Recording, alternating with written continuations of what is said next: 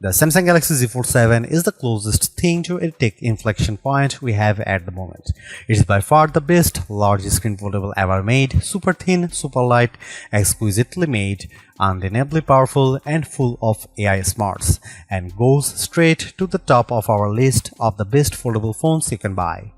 It's Samsung's first foldable to almost entirely not under-deliver on cameras, featuring the line's first ever 200 megapixel camera. It feels like more than progress, it's a folding phone revelation. I like it so much that I find myself frantically searching for weaknesses. I probe each part looking for a place where Samsung may have miscalculated, and with very few exceptions, I can't find any weaknesses. If I had to pinpoint where Samsung trips up, it would be in two areas: the removal of the digitizing layer, which leaves the Galaxy Z Fold 7 unable to work with the S Pen, and the price, which now flirts with $2000 in the US. That's a lot to spend for any phone, though in fairness, this really is like two devices in one, a flagship phone and 8-inch tablet, and so you might be able to justify the outlay.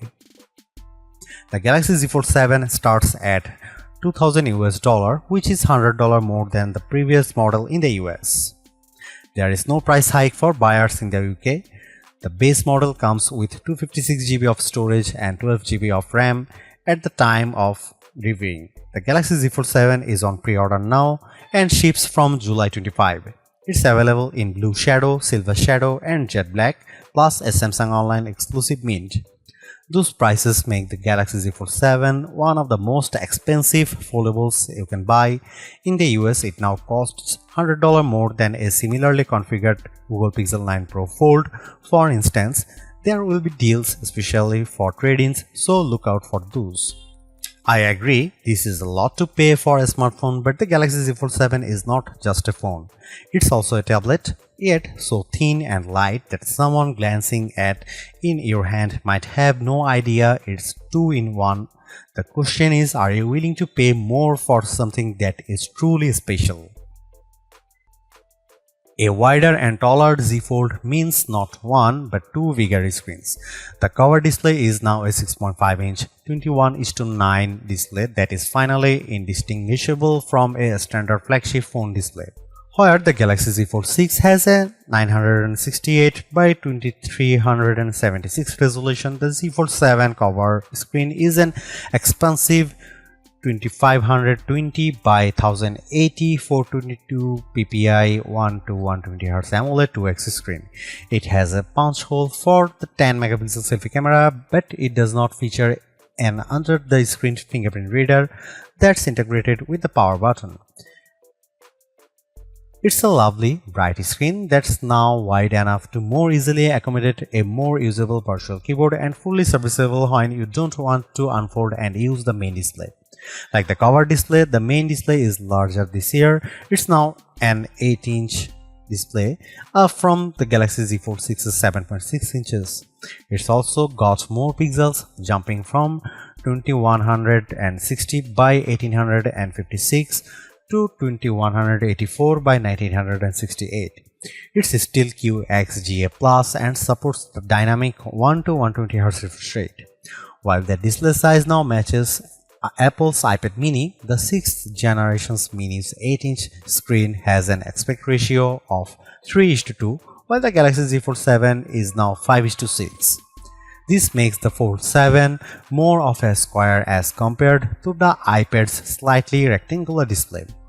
In practice, this means that on the Z Fold 7, some videos and games may have larger black borders at the top and bottom. It doesn't bother me, but you might want to see what Netflix looks like on the phone before placing your order. The main screen is big, bright and responsive. It was useful in bright sunlight and all motion looked fluid and smooth. I left it on the default setting, which lets the system adjust the refresh rate on the fly up to 120Hz and down to 1Hz, which is not as energy efficient as locking in at 60Hz. Both screens are rated for a max brightness of 2500 nits. In our testing with The HDR enabled we got up to 2245 nits on the main screen and 2060 nits on the cover screen. Those are admirable numbers and mean you shouldn't have any trouble viewing these displays in direct sunlight. To achieve the 4.2mm thickness, Samsung made some changes to the panel configuration, most notably dropping the digitizing layer that in the Galaxy Z Fold 6 offered support for specially tipped S Pens. I was initially pretty upset about this, but I did find that I could still draw with my finger. It's not as precise, but it's not terrible, and I can still use my finger to mark up images for generative editing and sketch to image. My doodles for the latter are not as good as those drawn with the S Pen, but the screen had no trouble interpreting my rough sketch and transforming it into a very realistic mouse. I can report though that while the S Pen or any digitizing stylus will not work, a classic dumb capacitive complement stylus, one you can buy for $6 on Amazon, does work with the display. It won't record pressure or angle, but it makes it a lot easier to draw. The other thing you might notice on the new Galaxy Z Fold 7 display is the noticeably larger camera punch hole. It's not only bigger in order to accommodate a better 10 megapixel camera. It was just 4 megapixel on the Fold 6. The hole is also no longer covered with pixels, so it remains visible at all times. It's positioned a tiny bit more centrally along the top edge than the punch hole on the Google Pixel 9 Pro Fold's flexible display, on which the equally large hole is positioned towards the far right corner and is maybe a bit more out of sight. These things aside, I love this big multitasking screen, which has room for a couple of apps or large screen views of favorite apps like weather or maps. It's also a nice canvas for Gemini Live, which makes the most of the larger space. I also enjoyed drawing on it, streaming shows on Netflix and playing action games. The benefit of a flexible screen is that the Galaxy Z Fold 7 doesn't have to be only flat or folded, it can also be L-shaped, which I found useful when I was checking over an interview transcription which I recorded and used AI to transcribe on the fold. A 90-degree fold also proved useful for watching videos on one half of the screen, while the rest of the fold served as a steady base. There was nothing much wrong with the Samsung Galaxy Z Fold 6's camera array. It has a nice 50 megapixel lens, a 10 megapixel and a 3x optical zoom, 10 megapixel, but I was very aware that this was a flagship class phone with a flagship level price, and it bothered me that the best camera array was reserved for Samsung's Ultra line. That is no longer the case. The Samsung Galaxy Z Fold 7 has a new camera system with two notable upgrades and one disappointment. Here's the full camera system: 200 megapixel wide camera, 12 megapixel ultra wide, 10 megapixel 3x telephoto, 10 megapixel cover screen, 10 megapixel main screen. The big news here is the new 200 megapixel sensor that, while similar to what's found in the Samsung Galaxy S25 Ultra, has been re-engineered to fit into the Galaxy Z Fold 7's super slim frame. Like most high megapixel smartphone cameras, this one defaults to a 12 megapixel shot, combining the information from multiple pixels for better clarity, contrast and colors. It does a nice job, but there is a very good reason to shoot at the full 200 megapixel. Doing so lets you crop into almost any picture detail without losing clarity. Here you can see some camera samples of the Samsung Galaxy Z Fold 7.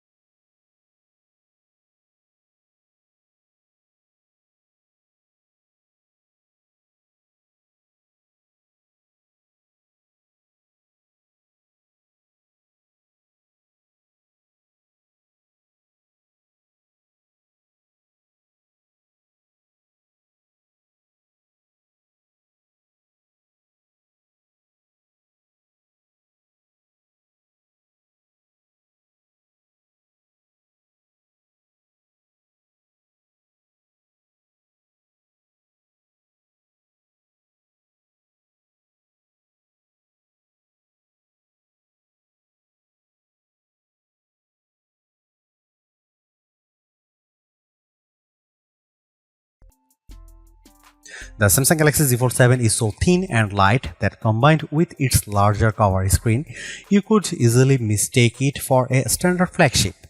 There is a larger 8-inch display inside, and all this plus the new camera system, the main camera finally gets a 200 megapixel sensor, make this the most desirable Z Fold yet. It's a shame too that it also the most expensive fold to date for some, and that ultimately may hold it back.